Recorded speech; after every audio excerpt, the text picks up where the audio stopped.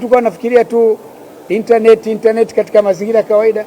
Sasa hivi kuna artificial intelligence sasa. Rais mstaafu wa awamu ya 4 wa Jamhuri ya Muungano wa Tanzania na mwenyekiti wa bodi ya Global Partnership for Education GPE, taasisi ya kimataifa inayojihusisha na kuendeleza elimu duniani, Mheshimiwa Jakaya Mrisho Kikwete amezitaka nchi za Afrika kuongeza uwekezaji katika elimu na maendeleo ya rasilimali watu ili kuandaa vijana kukabiliana na mahitaji ya uchumi wa kidigitali.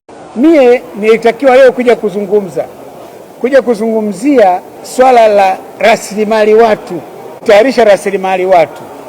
Na kutayarisha rasilimali watu inahusu kuwekeza katika elimu.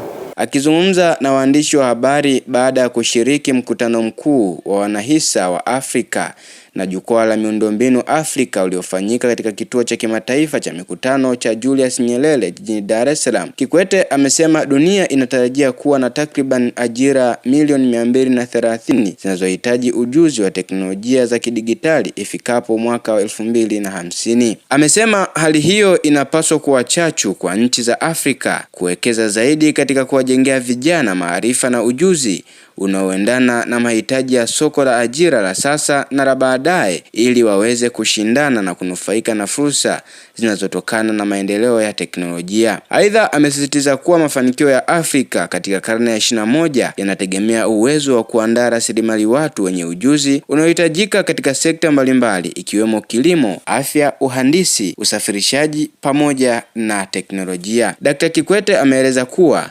uwekezaji katika elimu unapaswa kuzingatia mabadiliko ya teknolojia yanayoendelea duniani, akibainisha kuwa akili unde artificial intelligence yani AI ni miongoni mwa maeneo muhimu yanayopaswa kupewa kipaumbele katika kuandaa nguvu kazi yenye ushindani wa kimataifa. Kwa habari za uhakika zaidi, usisahau kutufollow na kutufuatilia katika mitandao ya kijamii ili uwe wa kwanza kupata habari zetu.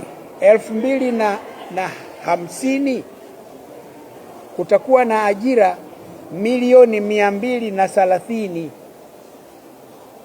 lakini hizi zote zinategemea watu wenye skill tunasema nini, wenye ujuzi wa masuala ya digital. Lakini unazipata vipi kama hatutawekeza kwenye elimu ya vijana wetu waweze kupata ujuzi huo wa kuweza kuzitumia hizo kazi? Lakini kwa hiyo nasema ni mchanganyiko wa vitu vingi ambavyo lazima tufanye.